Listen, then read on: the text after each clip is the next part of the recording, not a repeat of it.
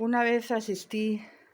a una ponencia sobre el campo semántico de la palabra libertad. Fue muy interesante desde el punto de vista intelectual, pero también a mí me resultó muy interesante desde el punto de vista psicológico. Según la ponente, solemos asociar el término de libertad al nomadismo, a ser un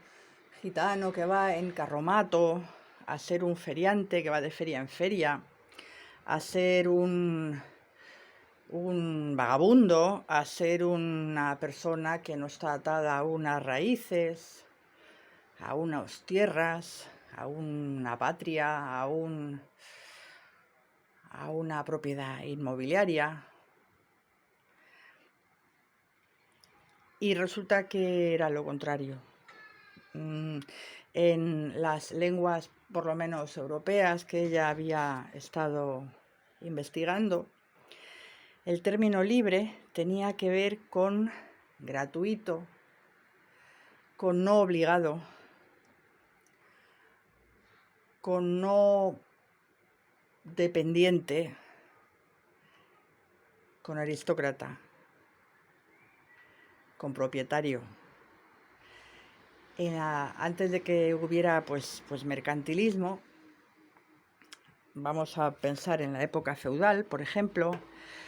un señor feudal era el que era libre y por eso las cosas son free, porque el señor feudal no pagaba en ningún sitio, no pagaba en su castillo por dormir ni por comer, porque era su castillo, porque era de la familia de los que tenían derecho a eso. El señor feudal tenía derecho a presentarse a comer o a presentarse a dormir en casa de cualquiera que fuera vasallo suyo, súbdito suyo o siervo de la gleba suyo, sin pagar, porque era el dueño de la tierra, porque era en realidad el dueño de esa casa, y espérate que no lo fuera de esa gente. Es decir, que al final resulta que el que es libre es el que no tiene que pagar, el que tiene las cosas de gratis, el que no tiene que estar obligado a pagar en un restaurante o en una casa de comidas para poder comer, el que no tiene que pagar en un hotel a cambio de que le dejen pasar la noche, porque está en su casa o en casa de su madre o en casa de su hermano o en casa de su amigo. En cualquier caso, está de invitado, está for free. Los hombres libres son los que no son siervos, son los aristócratas, y todavía hoy en día el que es libre es el funcionario que puede pedirse moscosos, es el trabajador fijo, que, bueno, ya no tanto, pero que hasta hace un tiempo pues había que pensárselo mucho antes de despedirle. No era que tuvieras que hacer lo que fuera, aunque te pareciera mal moralmente, para no ser el siguiente despedido de los eventuales. Y libres eran las madres de hacer lo que quisieran con sus hijos, porque nadie se los iba a quitar hasta que se ha puesto ya de manera mucho más reciente en Occidente los servicios sociales más serios con esa cosa que todavía les queda mucho.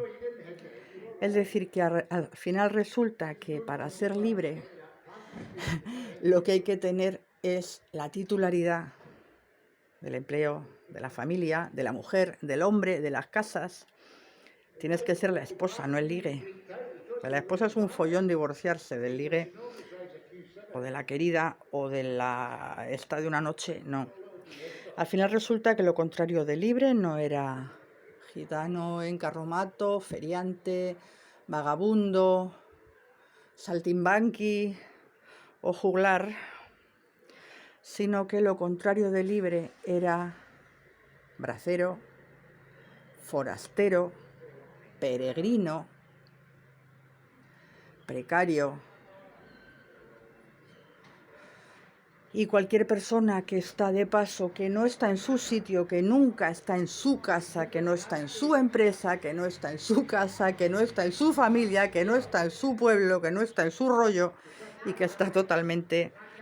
vendido. Y solamente puede aplacar con unas monedas conseguidas también a través de una servidumbre.